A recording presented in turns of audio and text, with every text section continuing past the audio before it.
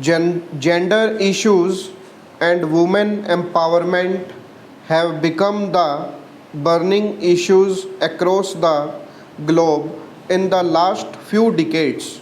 The increased familiarity with this term has resulted in the slow transformation of most of the ideologies that have justified inequalities in the social structures for the past so many years. Women have started to become aware of the limitations and confines of the territories within which they have been placed all these years. They have demanded control over their own bodies, equal spaces in the social institutions, and an acknowledgement for their identity. Last few years have witnessed a sharp increase in the strategies of women's development by the state in order to eliminate the gender gaps in the work opportunities, political participation, health facilities, and distribution of resources. India as a nation has taken significant steps to fill the gender gaps existing in the societies here. Constitution of India provides equality of employment opportunity, voting rights and equal pay for equal work.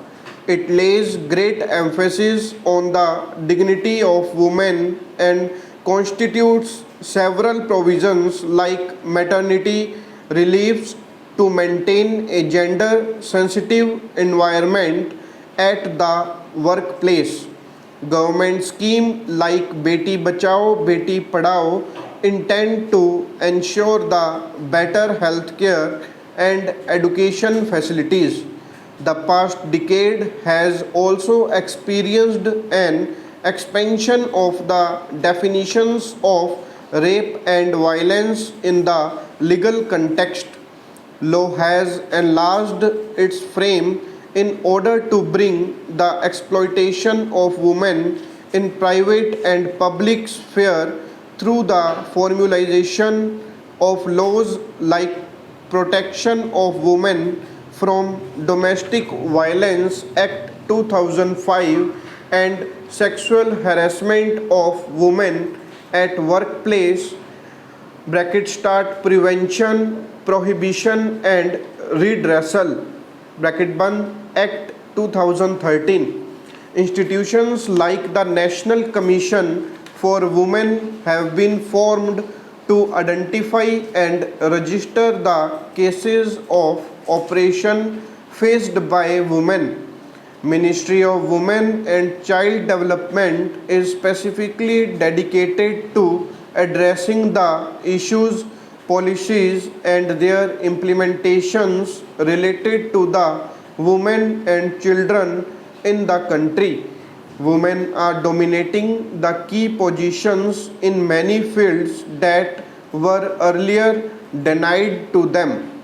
The emergence of women to the strategic positions in the social structures has given way to a relatively better understanding and identification of the oppressive practices. However, these transformations seem to be insignificant when compared to the number of issues that continue to degenerate the conditions of women in the society. Also, new challenges have emerged that impede the holistic development of women. Crime against women has been on the rampant rise in the country. Cyber crimes such as sexual harassment and molestation of women through the internet and mobile devices have gone up along with the technological development in the country. As the nation leads in the various scientific and economic achievements, half of its population lives under the fear of rape, trafficking, domestic violence, honor killing, acid attacks, and sexual harassments. Child marriage, dowry demands, and female infanticide remain a harsh reality even after the strict attempts of their prohibition through the law. Indian Penal Code provides penalties for spying for any purpose prejudicial to the safety or interest of the state. If any person approaches, inspects, passes over, or makes any sketch, plan, model, or note which is calculated to be, or might be, or is intended to be directly or indirectly useful to any enemy, or obtains, collects, records, or publishes or communicates to any other person any secret, official code, or password, and the disclosure of which is likely to affect the sovereignty and integrity of India, the security of the state, or friendly relations with foreign states, he shall be punishable with imprisonment for a term which may extend to 14 years, and in other cases it would be 3 years. The petitioners had also sought for a direction to the respondents to release the prisoners convicted for life imprisonment without insisting that they have been released in the past at least twice, either on furlough or parole. As already indicated, the present methodology for grant of the interim bail is with the intention to avoid overcrowding in the unprecedented circumstance, and the grant of bail in the present circumstances is an additional benefit to such persons. It is only with a view to deny the benefit to certain category of jail inmates who are charged with serious offences which has an adverse effect on the society at large. However, the length of the punishment that can be imposed may be lesser. Such of those persons charged under the special enactments or convicted for a period, they are not disentitled to bail in a normal circumstance and could still seek for bail in accordance with law, and cannot treat the pandemic as fortuitous circumstance to secure bail to which they were otherwise not entitled in law by claiming equal treatment. This would decongest the jails so as to maintain the hygiene and safety. In layman's language, migration refers to the movement of the people from one place to another. According to layman's language, migration is a form of geographical mobility between one geographical unit and another, which involves a change in residence from the place of origin or place of departure to the place of destination or place of arrival for a considerable period of time.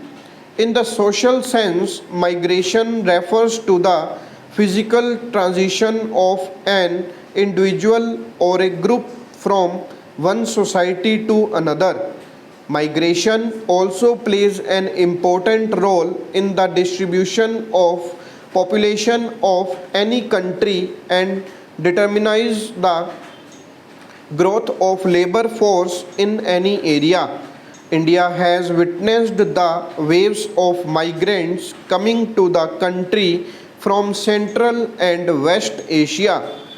In fact, the history of India is a history of waves of migrants coming and settling one after another in different parts of the country.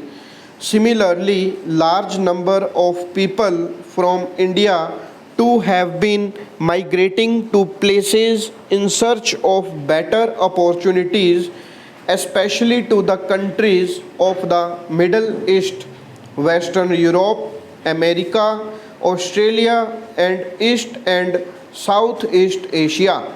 Migration is an important symptom of social change in society.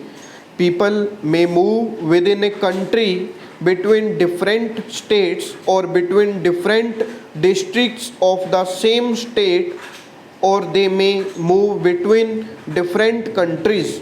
Therefore, different terms are used for internal and external migration. Internal migration refers to migration from one place to another within a country, whereas external migration or internal migration refers to migration from one country to another. Immigration refers to migration into a country from another country, and immigration refers to migration out of the country. These terms are used only in connection with international migration. For example, migrants leaving India to settle down in the United States or Canada are immigrants to the United States or Canada and immigrants from India. Thus, migrants who come from Gujarat or Uttar Pradesh to Maharashtra are considered to be in migrants for Maharashtra and out migrants for Gujarat and Uttar Pradesh.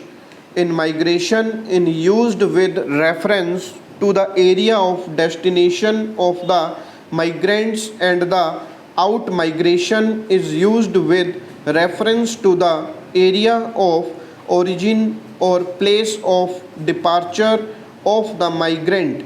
Migration results in varied impact upon the migrants as well as source and destination region. The main problem of document and identity arises for migrants, which deprives them of social security benefits and various socio-economic programs of government. Stop.